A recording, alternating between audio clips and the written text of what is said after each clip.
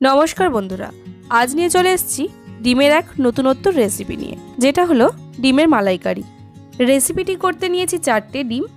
ডিমগুলোকে আগে সিদ্ধ করে নেব।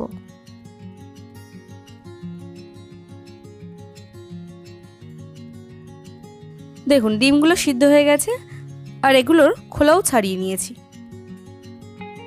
এখন ডিমগুলোকে মাঝখান দিয়ে কেটে অর্ধেক করে নেব।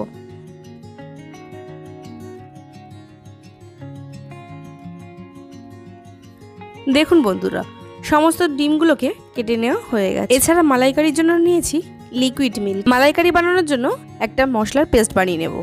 ফার্স্ট মিক্সিং জারের মধ্যে দিয়ে দিই 2টো কেটে রাখা পেঁয়াজ, 4 থেকে 5 কোয়া রসুন, আদার কুচি, 2টো কাঁচা লঙ্কা আর কিছুটা পরিমাণ ধনেপাতা।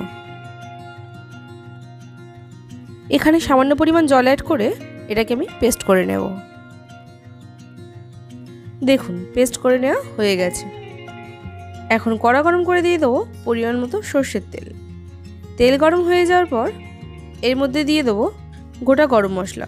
এর মধ্যে রয়েছে একটা দারচিনি, 2টো এলাচ আর 2টো লবঙ্গ। ফোড়নটা থেকে একটা সুন্দর ফ্লেভার ছাড়লে এর মধ্যে দিয়ে দিলাম পেস্ট করে রাখা মশলা। এখন মশলাটাকে তেলের মধ্যে ভালোভাবে কষিয়ে নিচ্ছি। এখানে মশলাটা প্রায় 2 থেকে 3 মিনিটের মতো কষিয়ে নেব, যাতে করে পেঁয়াজ আদা রসুন থেকে কাঁচা গন্ধটা বেরিয়ে যায়। মশলাটা প্রায় কষানো হয়ে যাওয়ার পর এর মধ্যে অ্যাড করছি স্বাদ মতো নুন, সামান্য পরিমাণ লঙ্কার গুঁড়ো আর 1/3 টিস্পুন করে ধনের গুঁড়ো, জিরের গুঁড়ো আর কাশ্মীরি রেড চিলি পাউডার। এখন সমস্ত কিছু উপকরণকে মশলার সাথে ভালোভাবে কষিয়ে নেব। তবে এই রেসিপিতে আমি কোনো রকম হলুদের ব্যবহার করলাম না। আপনারা মনে করলে হলুদটা ব্যবহার করতে পারেন। মশলা কষানো হয়ে গেছে। এখন এর মধ্যে অ্যাড করলাম লিকুইড মিল্ক। আপনারা মালাইকারিটা নারকেল দুধ দিয়েও করতে পারেন। এখন মশলা আর দুধটাকে ভালোভাবে মিশিয়ে দেব। এখন এর মধ্যে অ্যাড করছি চিনি। এরপর গ্রেভিটাকে 1 মিনিটের মতো ফুটিয়ে নেব। দেখুন, গ্রেভিটা ফুটে গেছে। এখন এর মধ্যে অ্যাড করে দেব আগে থেকে সিদ্ধ করে রাখা ডিম। ডিমগুলোকে হালকা হাতে গ্রেভির সাথে মিশিয়ে নেব।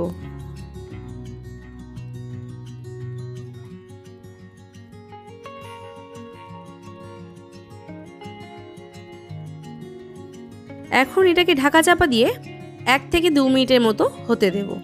দেখুন, 2 মিনিট পর ঢাকাটাকে আমি খুলে নিয়েছি। গ্রেভিটা খুব ভালোভাবে ফুটে গেছে আর মালাইকারি রেসিপিটা থেকে খুব সুন্দর একটা ফ্লেভারও বেরিয়েছে। এখন এর উপর দিয়ে ছড়িয়ে দেব কুচিয়ে রাখা ধনেপাতা।